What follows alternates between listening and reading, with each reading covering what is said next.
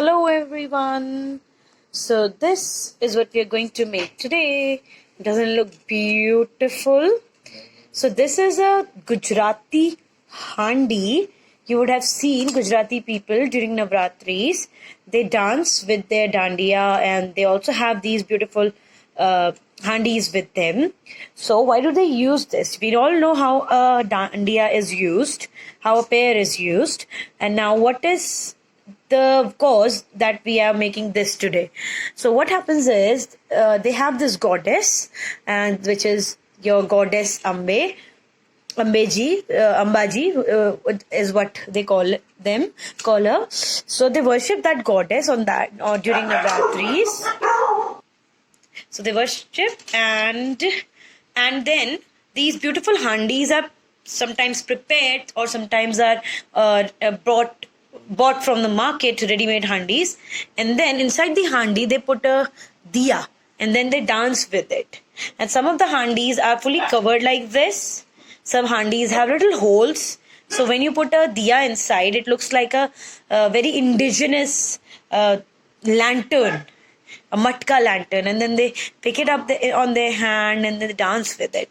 So now that we know Navratras are coming, so let's prepare a handi. So this is our handi for the day.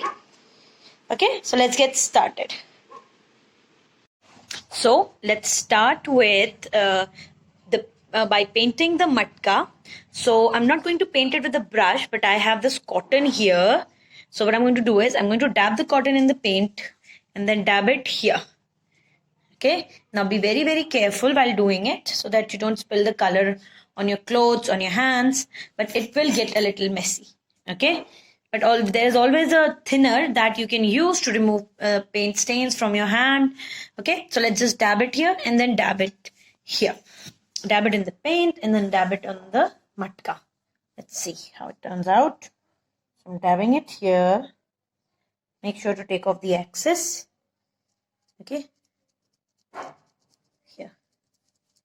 We're just not going to paint it too much. We're just going to create a thin layer of white paint on the matka. Here we go. Looks nice. Okay, let me just finish it off and I'll show it to you. Now, I have painted my pot and it is dry. So what I'm going to do is, these are the things that you actually have to buy from the market. But we are going to reuse some old stuff. Some of you might have to buy, but otherwise you can reuse. So these are the garlands that I used last year during Diwali to decorate my doors. Yes, it has got, see, mirrors, nice pom-poms, and not just that, it has got a nice pattern to itself. Look at this. It has got these little rudraksh things and some other things. I don't know what that is. Let me just put that aside. Some little sort of damru, some things like bell. Of course, it has a lot of dust right now. It just looks very dusty. And definitely the pearls. Right? So what I'm going to do is, I'm going to just break this garland and take these things out. And I'm going to use a glue gun to stick all this up. So see, I know not everybody has a glue gun. I have it, so I'm going to use it because it won't take time to stick if you use a glue gun. But still, you can use Fevicol. It will take some time to stick. You'll have to be a little extra careful with the Fevicol, but it will eventually stick. So no harm in using Fevicol. But if you have a glue gun, nothing like it. Okay, so I'm going to use a glue gun to stick all these, and then I'm going to create some sort of pattern. And when you make your own matka, so your matka can be of any size and you can just use anything. So I'm sure most of you will have these things at home that you used last year. Most of you do. Okay, so it's time, because next month it's Diwali already, so you will be throwing away the old ones and putting up the new ones. So instead of throwing away the old garlands, you can reuse them here. Alright, and if you don't have these old garlands, you might have some old jewelry or some old cloth which has this kind of pearls or anything. So you can reuse it. But unfortunately, you can reuse some of those things, right? So let's get started and start sticking. Okay, starting from here. Yeah. What I'm going to do is I'm putting the whole garland just like that. But I have to fix it all. So here it is.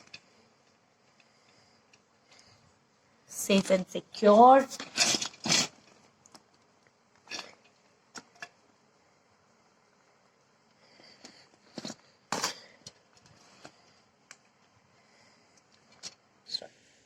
So this is how it looks. I have put the whole garland just like that without cutting it from anywhere.